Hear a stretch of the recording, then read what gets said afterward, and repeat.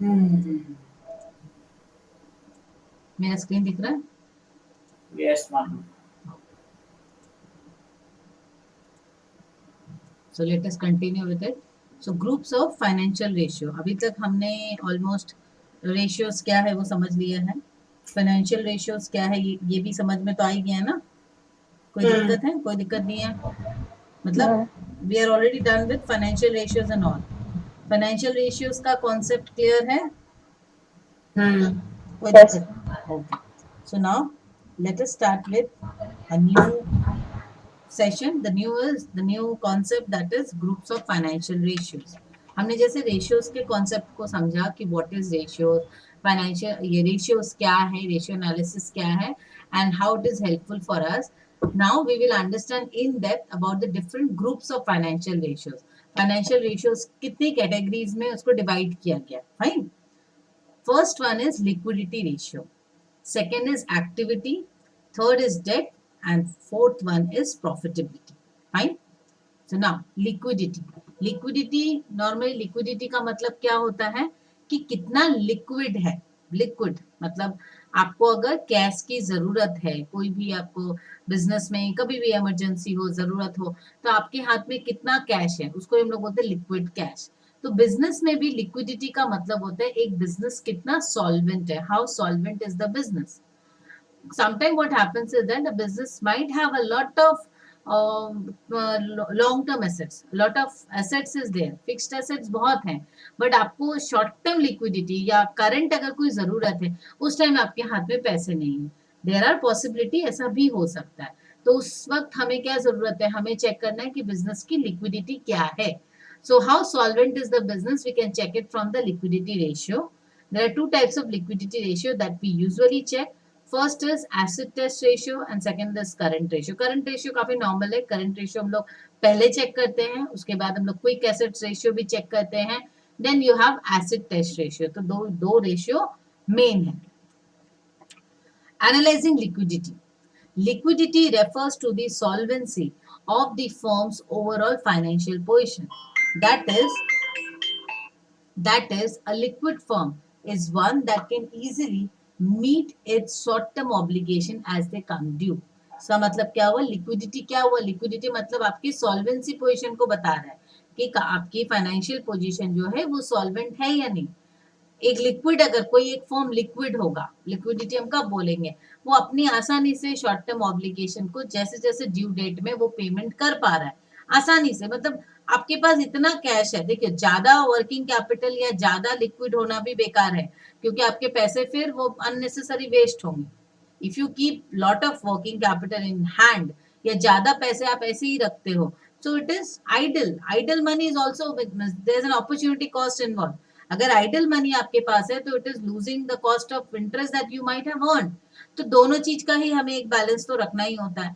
But yes, liquidity position देखने की बहुत जरूरत है, क्योंकि कभी कभी कंपनी के सिर्फ बैलेंस शीट को देखते हैं और सिर्फ फिक्स्ड एसेट्स को देखते हैं और accordingly we just invest in it. But हमें सिर्फ मतलब अपने बैलेंस शीट के फिक्स्ड एसेट्स के पोजीशन को देखकर अगर अपने इन्वेस्टमेंट कर दिए तो बिजनेस जो है हमारा इन्वेस्टमेंट वो लॉस हो जाएगा. तो दोनों चीज देखनी है.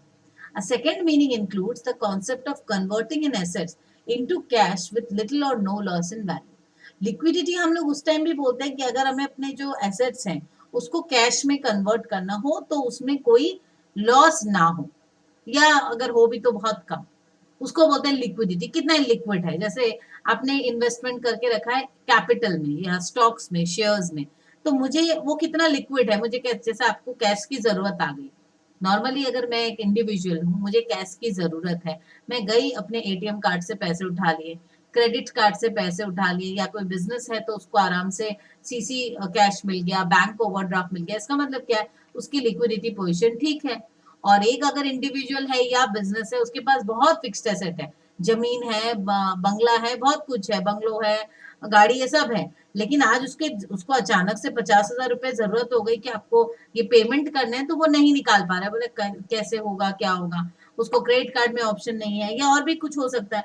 तो इस कारण से क्या होता है, हमें बहुत जरूरत है कि we understand this liquidity profile of any business. Liquidity से हमें समझ में आता है कि आप शॉर्ट टर्म लायबिलिटीज को मीट कर पाओगे या नहीं, या अगर आपको कैश की जरूरत है तो आप आसानी से it is easily convertible into cash और not. So we'll study the current ratio. Current ratio हम लोग इसके लिए स्टडी करते हैं. करंट रेशियो क्या बताता है? Current ratio express the relationship between the current asset and current liabilities of a concern. अभी करंट जो एसेट्स है, करंट एसेट्स क्या है पहले ही मैंने बताया है. करंट एसेट वो एसेट है जो लॉन्ग टर्म एसेट नहीं है. Current assets are those assets which are short term और non current assets, or those assets which are easily convertible into cash within a span of 1 year. जो भी assets है non current है, sorry जो भी है जो नॉन फिक्स्ड है, फिक्स्ड नहीं है, वो हो गए आपके करंट. मैं रिपीट कर रही हूँ, करंट एसेट मतलब जो asset which are not fixed, fixed नहीं है, वो हो गए करंट. जो लॉन्ग टर्म नहीं है, जिसकी वैलिडिटी आपकी 1 ईयर की है, 1 ईयर के अंदर अंदर आप उसको इजिली कन्वर्ट कर सकते हो into cash, those are current assets. Fine. And next is current liabilities. Current liabilities of a concern. Current liabilities मतलब क्या हुआ? सीधी सी बात है, जो liabilities हमें current माने within a span of 1 year payment करनी है, शॉर्ट टर्म liabilities जो है एक बिजनेस की. तो करंट रेशियो क्या है? जब हम current assets divided by current liabilities निकालते हैं तो हमारा आता है current ratio. Fine. If the current assets and current liabilities of a concern, suppose, take an example, are rupees 4 lakh and 2 lakh, then the current ratio will be 4 lakh divided by 2 lakh, that is 4:2 बोल सकते हैं या 2:1. Fine. Now, current ratio में अब हमें क्या देखना है? हमने तो देख लिया कि हमें लिक्विडिटी प्रोफाइल को देखना है, कंपनी की लिक्विडिटी कैसी है. अब उसके लिए हमने करंट रेशियो निकाला. फाइन. अब करंट रेशियो निकालने के बाद कुछ समझ में भी तो आना चाहिए. What is the ideal level? Current ratio का आइडियल लेवल क्या है? It is 2:1. मतलब पर एसेट या पर लिक्विडिटी 1 रुपए की अगर लायबिलिटी रहेगी, उसके लिए 2 रुपए का एसेट आपके पास होना चाहिए. You should have 2 rupees as an asset for covering 1 rupees of liability. आपके पास एसेट हमेशा डबल होना चाहिए in comparison to your liability. ये है ideal level, that is 2:1. Clear है? Now, the ideal current ratio preferred by banks is 1.33:1. A ratio of 5:1 would imply the firm has rupees 5 of assets to cover every rupees 1 in liabilities. Fine. Clear है? आप लोग कृपया करके unmute करके बोलिए. ठीक. A ratio of 0.7:1 would suggest that the firm has only 75 paise in assets available to cover every rupees 1 it owes. अब देखो आइडियल लेवल है 2:1, बैंक का लेवल है 1.33:1. ठीक है, मतलब आपका जितना लायबिलिटी है उससे ज्यादा होने से हुआ, 0.33 ज्यादा होने से भी हुआ. आइडियल बैंक का लेवल इतना है, मतलब बैंक वर्किंग कैपिटल जो लोन वगैरह देती है ना, तो वो ये चेक करती है. बैंक का लेवल है वो इतना चेक करेगी मिनिमम 1.33:1. बट करंट रेशियो का आइडियल लेवल है 2:1. अब कोई बिजनेस का 5:1 का रेशियो मतलब उसके एसेट्स 5 गुना ज्यादा है, तो डेफिनेटली अगर टू मच हाई है तो वो भी कुछ अच्छा सजेस्ट नहीं कर रहा है. क्यों नहीं सजेस्ट कर रहा है? देखो, क्योंकि आपने अगर इतने 4 गुना ज्यादा एसेट को ऐसे ही फंसा के रखा है, आइडल रखा है, अनप्रोडक्टिव है ना. Too much stock, for example you take too much stock और too much of machinery, too much of anything, inventory और एनीथिंग, वो आपका बेकार है, पैसा फंसा हुआ, आप उसको यूटिलाइज नहीं कर पा रहे हो, तो क्या होगा? आपको नुकसान देगा. क्योंकि अगर वो पैसे एक्स्ट्रा जो मैंने फंसा के रखे हैं एसेट में, वो पैसे अगर मैं कहीं और लगाऊंगी तो जनरेट अ रिटर्न, मुझे तो इंटरेस्ट ही आ जाएगा. वो 4 गुने जो एक्स्ट्रा पैसे मैंने लगा के रखे, बेकार लगाए ना. सो टू हाई, अगर हमारा current ratio is too high, might suggest that too much of his assets are tied up in unproductive activities. Too much stock, for example. Too low risk of not being able to pay your way. Unmute कर लो. अगर current ratio to low है तो क्या होगा? Risk of not being able to pay your way.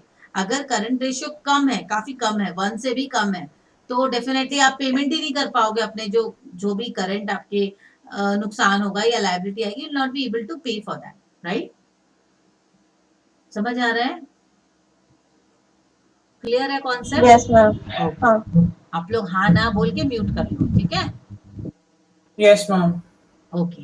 Acid test और quick ratio और liquid ratio. अब दूसरा रेशियो जो अपने समझते हैं उसको बोलते हैं एसिड टेस्ट और क्विक रेशियो। उसको क्विक एसिड रेशियो भी बोलते हैं अपने कभी कभी, या liquid ratio. It is the ratio between quick current assets and current liability. हमने इसके पहले क्या समझा, करंट रेशियो। करंट रेशियो में हमने सिर्फ निकाला था current asset minus current liability, fine. But क्या होता है करंट एसेट्स में कुछ कुछ चीजें होती है, जैसे आपकी स्टॉक हो गया, इन्वेंट्री हो गई, वो आ जाती है, और भी कुछ कुछ छोटी छोटी चीजें आ जाती है। यहाँ पर जब हम एसिड टेस्ट करते हैं या क्विक रेशियो निकालते हैं, वहां पे हम लोग क्विक करंट एसेट्स लेते हैं। अब क्विक करंट एसेट्स में क्या क्या होता है, नॉर्मली हम लोग देखते हैं करंट एसेट्स से अगर जो भी स्टॉक्स हैं या प्रीपेड एक्सपेंसेस है उसको माइनस कर दो तो आपका क्विक करंट एसेट्स निकल जाता है। देखो यहाँ पे दिया हुआ है current assets minus stock minus prepaid expense. Stock मतलब आपका जो स्टॉक है, रहता है ना, क्लोजिंग स्टॉक है, ओपनिंग स्टॉक है, या WIP है, तरह तरह का स्टॉक रहता है। तो जब करंट एसेट से हम लोग बैलेंस शीट में स्टॉक को कहाँ दिखाते हैं मैम? क्या? बैलेंस शीट में स्टॉक को कहाँ दिखाते हैं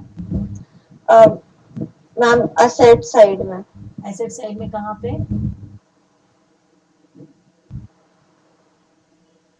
एसेट साइड में कहाँ दिखाते हैं मैम एक बार फिर से क्वेश्चन रिपीट करना। अपने जो हमारा स्टॉक होता है ना, क्लोजिंग स्टॉक होता है, तो उसको हम लोग कहाँ दिखाते हैं बैलेंस शीट में? मैम नॉन करंट असेट्स में। नॉन करंट एसेट नहीं, करंट एसेट में दिखाते हैं। Yes ma'am, correct. Current asset current. दो ही तो एसेट अच्छा। है, एक फिक्स्ड है, एक करंट है।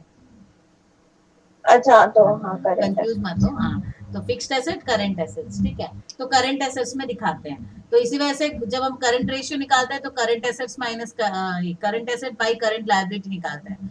बट यहाँ पे जब अपने क्विक करंट एसेट निकालते हैं ना, तो क्विक करंट एसेट में करंट एसेट्स में से स्टॉक निकाल देंगे पहले अपने, ठीक है, क्योंकि स्टॉक को तो भी थोड़ा टाइम लगेगा ना कन्वर्ट होने में। माइनस प्रीपेड एक्सपेंसेस, जो मैंने प्रीपेड कर दिया, पहले ही से पेमेंट करके रखा हुआ है, उसको भी हम लोग माइनस कर लेते हैं, तो हमारा आता है quick current asset. You can also use this formula quick current assets का। Quick current assets is equals to cash और bank balances plus receivables up to 12 months plus quickly realisable security such as government security, right, और quickly marketable और quoted shares and bank FD, fine. ये हो गया आपका quick current assets. तो जब आप क्विक करंट एसेट निकालना होगा, म्यूट कर ले आकृति, यस मैम। वहां से आवाज ये हो रही है, ठीक है, ओके। तो अभी यहाँ पर क्या होता है, क्विक करंट एसेट्स में क्या होता है आपका कि कैश और bank balance plus receivables up to 12 months plus quickly realisable securities. तो क्विक देखो यहाँ पे दिख ही रहा है कोटेड, एकदम क्विक जो चीजें हमें आ जाए तो वो हो जाता है हमारा क्विक करंट एसेट। तो एसिड टेस्ट और क्विक रेशियो में क्या निकालते हैं हम लोग, quick current asset divided by current liabilities. Clear है? अब Yes, ma'am. एसिड टेस्ट और क्विक रेशियो या लिक्विड रेशियो जो भी हम बोलते हैं, उसका आइडियल लेवल क्या है, इट इज 1.5:1। जैसे करंट रेशियो में था ना 2:1, एसिड टेस्ट में है 1.5:1। This is seen as ideal. The omission of stock gives an indication of the cash the firm has in relation to its liability what it owes। तो जब हम stock को हटा देते हैं तो सीधी सी बात है, हमें समझ में आता है कि हमारे पास कितना कैश अवेलेबल है इन ऑर्डर टू पे अवर लायबिलिटी, फाइन। एटलीस्ट 1.5 गुना कैश अवेलेबल होना चाहिए। A ratio of 3:1 therefore would suggest that firm has 3 times as much cash as it owes. Very healthy. A ratio of 0.5:1 would suggest that the firm has twice as many liability as it has cash. सीधी सी बात है, अगर 3:1 ratio, इसका मतलब हमारे पास 1.5 गुना पैसे ज्यादा हैं, ठीक है, 1.5 गुना होना चाहिए, हमारे पास 3 गुना है। और रेशियो ऑफ 0.5 मतलब आपकी लायबिलिटी डबल है आपकी, फाइन। ये समझ में आ रहा है कि हम लोगों ने जो डिफरेंट रेशियोज हम पढ़ रहे हैं, उस रेशियो से हम कैसे इंटरप्रेट करेंगे। रेशियो तो हमने निकाल लिया, उसके बाद हमें क्या देखना होता है कि आइडियल लेवल क्या है। जब आइडियल लेवल से डिविएट करता है हमारा एक्चुअल, आइडियल लेवल क्या होना चाहिए, वहां से हम अपने चेक करें कि हमारा लेवल क्या है। तो when we see the deviation और what is the actual deviation that is there in our level, तो हमें समझ में आता है कि हम लोग अच्छे पोजीशन में हैं या अच्छे पोजीशन में नहीं है, या कहाँ गलती है उसको ठीक कर सकते हैं, fine. Next is absolute liquidity test और कैश रेशियो. नेक्स्ट रेशियो क्या आ गया आपका? एब्सोल्यूट लिक्विडिटी टेस्ट और cash ratio. It is the ratio between absolute liquid assets and current liability. अब हम आ जाते हैं absolute liquid cash liquid assets के ऊपर. क्या आ गया इसमें? क्विक करंट एसेट्स आ गया हमारा, क्विक करंट एसेट्स. अब एब्सोल्यूट लिक्विडिटी एसेट्स क्या होता है? Absolute liquid assets by current assets, current liabilities. अब यहां पर देखो एब्सोल्यूट लिक्विड एसेट्स में क्या क्या चीज हम लोग ले रहे हैं. It is current assets minus stock minus receivables. Fine. जो अपने करंट एसेट्स हैं उसमें से स्टॉक को भी माइनस कर रहे हैं और रिसीवेबल जो मिलने वाला है उसको भी माइनस कर रहे हैं. फाइन. देखो this things you should you need to learn actually. आप जब करने जाओगे ये सारी चीजें तो आपको फॉर्मूला देखना पड़ेगा कि किसको किससे माइनस करना है. कि जब हमें एब्सोल्यूट लिक्विडिटी टेस्ट अगर निकालना है या कैश रेशियो निकालना है तो किन किन चीजों को माइनस करना होगा. It might not be possible to learn everything. तो आपको रेफरेंस के लिए, क्विक रेफरेंस के लिए आपको एक शॉर्ट नोट्स रखना पड़ेगा अपने पास. फाइन. आपको अपने notes, Hardik I have already told you to prepare the notes of everything short करके, एक फ्लो चार्ट बना के. यस मैम, वही मैं कर रहा हूँ मैं भी. आकृति तुमको भी बोल रही हूँ, जो भी पढ़ रहे हो उसका Yeah. Short notes in a very flow chart sort of diagram में बना के रखो. ठीक है. ठीक है. देखो क्योंकि जब आपको एग्जाम होगा तो आप इतना कुछ पढ़ नहीं पाओगे. ये पढ़े वो पढ़े इतना कुछ नहीं पढ़ने का फुर्सत होगा. तो मेक इट इन अ वे, एक फ्लो चार्ट के हिसाब से जहां पे आप जस्ट रेफर कर सको. वो पिक्चर देखो और आपको क्लियर हो जाए. Fine. I want you all to make, because मैं अगर करके दूंगी फिर मुझे याद रहेगा, आपको याद नहीं रहेगा. ठीक है. चलिए. एब्सोल्यूट लिक्विडिटी टेस्ट और कैश रेशियो में क्या होगा? It is the ratio between absolute liquid asset and current liability. इसके पहले हमने क्या देखा था? क्विक एसेट्स एसेट टेस्ट और क्विक रेशियो में क्या था? Quick current asset by current liability. यहाँ पे क्या है? Absolute liquid asset by current liability. Now absolute liquidity ratio is equals to this. So how we'll get the absolute liquid assets? This is current, whatever your current assets is, minus stock minus receivable. This is your absolute liquid asset and then your current liabilities. Fine. Now this is 0.5 is to 1 is seen as ideal.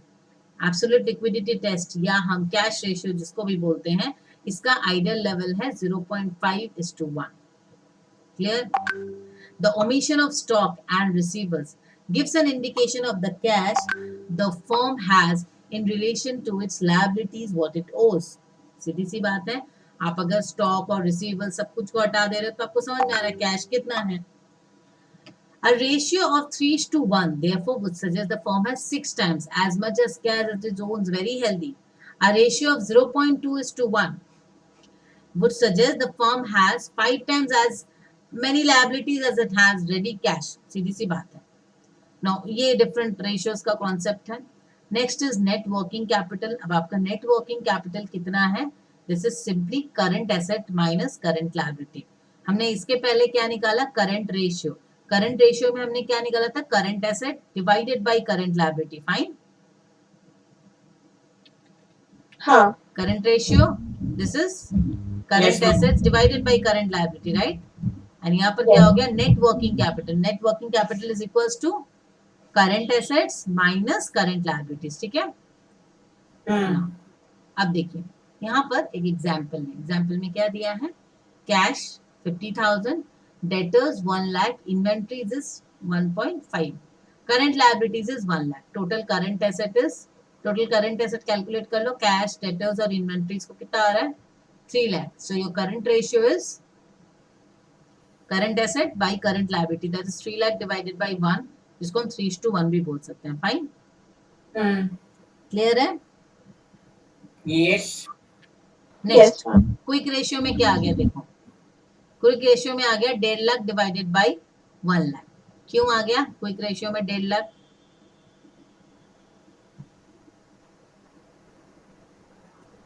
क्योंकि यहाँ पे हमने inventory को minus कर दिया. Inventory हट गई ना क्विक रेशियो में. क्विक Yes, रेशियो का ma'am. फॉर्मूला क्या था ना? Hmm. Then absolute liquidity ratio. Absolute में क्या क्या माइनस कर दिया हमने? इन्वेंट्री को भी माइनस किया, डेटर्स को भी माइनस किया, सिर्फ लिया कैश और current liabilities. Yes ma'am. Fine. Then net working capital is current assets minus current liability. You got this? Fine. चलिए, तो हमको फॉर्मूलास लर्न करने पड़ेंगे ना? गैप तो करने पड़ेंगे. आप अपने रेफरेंस के लिए अच्छे से लिख लो कहीं पे, मतलब शॉर्ट करके. ओके. ठीक है, चलो. Assets turnover or stock turnover debtors days. Okay, before we proceed, let us do some sums.